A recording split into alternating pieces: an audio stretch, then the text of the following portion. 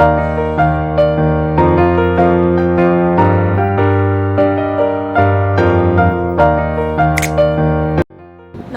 বন্ধুরা, রাধে রাধে। সবাই কেমন আছো? আশা করি সবাই খুব ভালো আছো।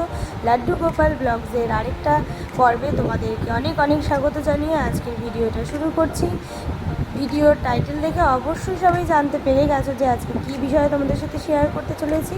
হ্যাঁ, আজকে আমার ঠাকুর ঘরটা নতুনভাবে ডেকোরেশন করলাম, সেটাই তোমাদের সাথে শেয়ার করতে চলেছি। তোমরা জানোই আমার নতুন ঘর হয়েছে, তাই নতুন ঠাকুর ঘরও হয়েছে। তো এতদিন ধরে এইভাবেই কিন্তু বিছিয়ে শালুর ওপরে আমি ঠাকুরকে রাখতাম।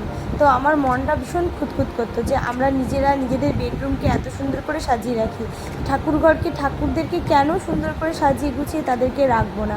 তাই যেমন ভাবনা তেমন কাজ, যেরকমটা ভেবেছিলাম সেইভাবে অর্ডার করে দিলাম জিনিসগুলো, আর হাতে চলে আসতে কিন্তু ডেকোরেশন স্টার্ট করে দিয়েছি। যেহেতু নিজেই ভিডিও করেছি, নিজেই ডেকোরেশন করেছি, তাই এইভাবে মানে পার্ট বাই পার্ট তোমাদের সাথে শেয়ার করতে পারিনি, বাট ডেকোরেশন করার পর তোমাদের সাথে শেয়ার করছি। দেখো, এইভাবে কিন্তু ম্যাটটাকে পেতে নিয়েছি, আর এই দেখো ডাবল সাইড টেপের মাধ্যমে সাহায্যে কিন্তু আমি ম্যাটটাকে সুন্দর করে পেতে নিয়েছি। ম্যাটটাকে পাতার আগে অবশ্যই কিন্তু আমি মাপ করে কেটে নিয়েছি, যাতে কোনো রকম ভুলচুক না হয়।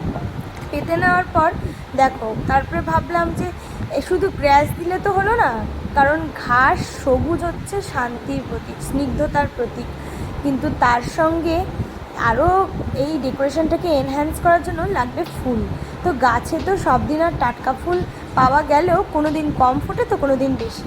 কোনো দিন বেশি ফুটলে সেদিন সাজানো হয়, কম ফুটলে শুধু ঠাকুরকে দেওয়া হয়। তাই আর্টিফিশিয়াল ফুলের সাহায্যে কিন্তু ডেকোরেশনটাকে আরও সুন্দরভাবে আমি পরিকল্পিত করে তুলেছি।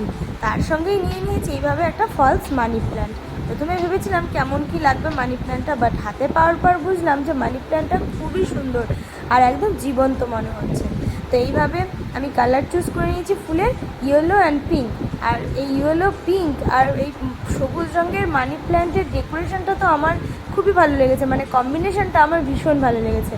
তোমাদের কার কার এই কম্বিনেশনটা ভালো লাগছে অবশ্যই কিন্তু কমেন্টের মাধ্যমে জানাতে একদমই ভুলবে না। আর আমার এই ডেকোরেশন যদি তোমাদের ভালো লেগে থাকে তাহলে অবশ্যই আমার চ্যানেলটাকে সাবস্ক্রাইব করে যাবে, সবাই কমেন্ট করে যাবে, লাইক করে যাবে, আর বন্ধুবান্ধব, আত্মীয় স্বজন, পরিবারের মধ্যে কিন্তু অনেক অনেক অনেকভাবে শেয়ার করবে, কারণ অনেকেরই হেল্প হবে আশা করি আমার এই ডেকোরেশনটা দেখে।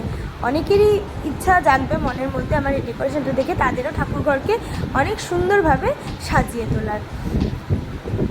তো দেখো, প্রথমেই দেখাচ্ছি এই গ্যাসটা যেহেতু খসখসে, তাই কিন্তু আমার গোপু সোনাদের বা অন্যান্য ঠাকুরকে আমি ডাইরেক্ট গ্যাসের ওপরে রাখিনি, ব্যথা পাবে বলে। তাই এইভাবে একটা জলচকির ওপরে পদ্মাসন পেতে কিন্তু আমি গোপু সোনাকে রেখেছি।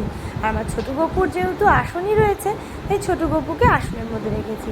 বাকি ঠাকুরদেরও কিন্তু পদ্মাসন আর শালুর মধ্যে পেতে তাদের রেখেছি, যাতে কোনো রকম তাদের ব্যথা না হয়।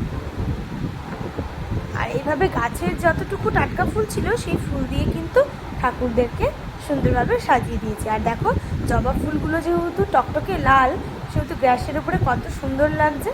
আর এই জিনিসটাকে লাটকান বা তোড়ান কিছু একটা সম্ভবত বলে, তোমরা কারা কারা জানো এটাকে কি বলে অবশ্যই জানাতে ভুলো না কমেন্টের মাধ্যমে। এটা খুব সুন্দর লেগেছিল, তাই এই দুটোকে দুপাশে ঝুলিয়ে দিয়েছি। আর দূর থেকে দেখো, ময়ূর পালকগুলোকে দুপাশে কিন্তু দিয়ে দিয়েছি। ময়ূর পালক যে শুধু গোপালের পছন্দ তা নয়, ময়ূর পালকে কিন্তু অনেক পজিটিভিটি আসে ঘরে, তাই ময়ূর পালক রাখা অবশ্যই উচিত ঠাকুরঘর আর নিজেদের ঘরেও। তো এইভাবে ডেকোরেশনটা আমি কিন্তু আমার পরিকল্পনাকে কিন্তু একদম একটা সুন্দর রূপ দিয়ে দিয়েছি। তোমাদের কার কার এই ডেকোরেশনটা ভালো লেগেছে অবশ্যই জানাবে। তো আজকের মতো এখানেই ভিডিওটা এন্ড করলাম।